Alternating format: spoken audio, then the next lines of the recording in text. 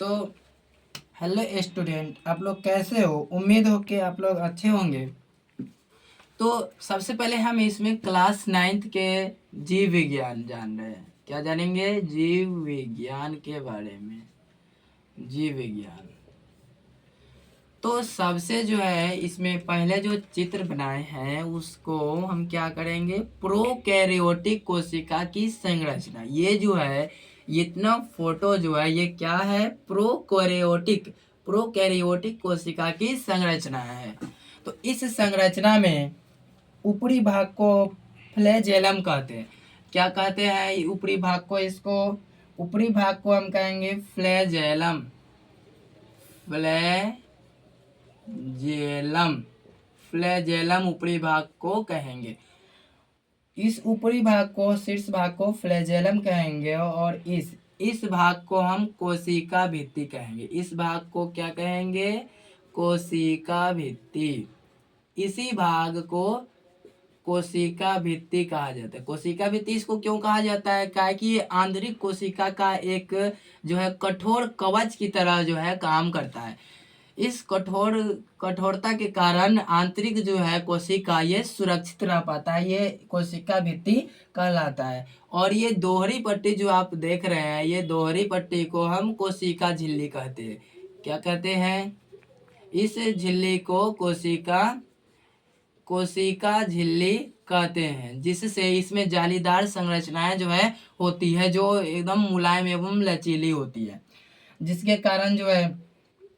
तो अब हम आगे चलते हैं। तो इस भाग को हम कहेंगे डीएनए। इसको हम क्या कहते हैं? डीएनए। तो डीएनए, इस भाग को हम डीएनए यानी गोलाकार कहेंगे। गोलाकार। तो डीएनए से क्या होता है? पीढ़ी दर पीढ़ी को हम पता लगा सकते हैं कि ये मेरा ही वंशज है या नहीं है। तो डीएनए से जो है एक जीन निकलती है, जिससे हमें पता चल पाता है कि ये पीढ़ी जो है आगे की ओर ले जाएगी या फिर नहीं। इससे जो है हम वंश का पता लगाते हैं। किससे? डीएनए से।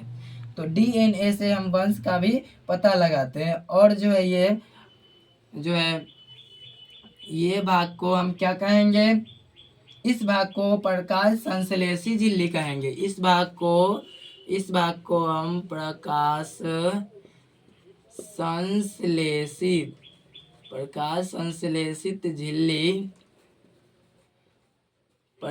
संश्लेषित झिल्ली भी इसको कहेंगे। यही रहा प्रोकैरियोटिक कोशिका की संरचना।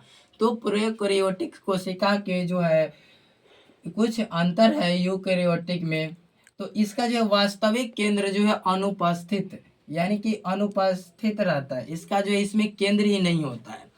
इस प्रोकैरियोटिक कोशिका में केंद्र ही नहीं होता है, और इस कोशिका में केंद्र ना होने के कारण भी ये सुरक्षित जो है काम करता है। और इसमें जो है एक भी क्लोरोप्लास्ट नहीं होता है। इसमें एक भी क्लोरोप्लास्ट नहीं होता है। तो इसमें अब एक और बात जानेंगे। एक जो है इसमें मात्र एक ही जो है क्रोमोसोम पाया जाता है। एक ही क्रोमोसोम पाया जाता है। इसमें एक ही जो है होता है, जिसके कारण जो है इसमें ये जो है ये प्रोकैरियोटिक कोशिका केवल जीवाणुओं में ही पाया जाता है। केवल जीवाणुओं में ही ये प्रोकैरियोटिक कोशिकाएं पाए जाते हैं। इस तरह से जो है पादप कोशिकाओं में जो है क्रियाएं होती रहती है, जिसके कारण जो है पेड़ पौधे ग्रो कर पाते हैं। प्रोकैरियोटिक कोशिका की संरचना जो है कुछ इस प्रकार से होती है। तो आशा नहीं, उम्मीद है कि आपको वीडियो ये जरूर अच्छा लगा होगा।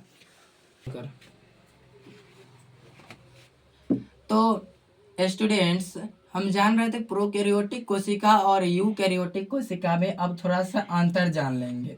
तो इसमें जो है क्रोमोसोम एक पाया जाता है। वही बात करें यूकैरियोटिक कोशिका की,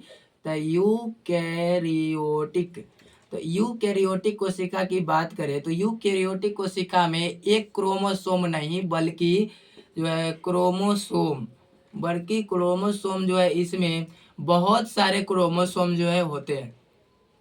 यूकैरियोटिक कोशिका में बहुत सारे जो है क्रोमोसोम पाए जाते हैं, जिसके कारण इसमें निरंतरता बनी होती है। क्लोरोप्लास्ट पादप कोशिकाओं में पाया जाता है। क्लोरोप्लास्ट पादप कोशिकाओं में पाया जाता है। क्लोरोफिल के कारण ही दोस्तों, क्लोरोफिल के कारण ही पेड़ पौधे हरे भरे दिखते हैं, जिसके कारण हरित लवक उसमें पाए जाते हैं, जिसके कारण पौधों में ही प्रकाश संश्लेषण की प्रक्रिया होता है। पत्ते में, पौधों का एक भाग है जिसका नाम है पत्ता, तो पत्ता में ही क्या होता है, प्रकाश संश्लेषण की प्रक्रिया हो जाता है। इसी प्रकाश संश्लेषण की प्रक्रिया के द्वारा जो है भोजन अपना जो है पौधे अपना भोजन बनाते हैं और इन्हीं रंध्र से जो है पौधे सांस लेते हैं।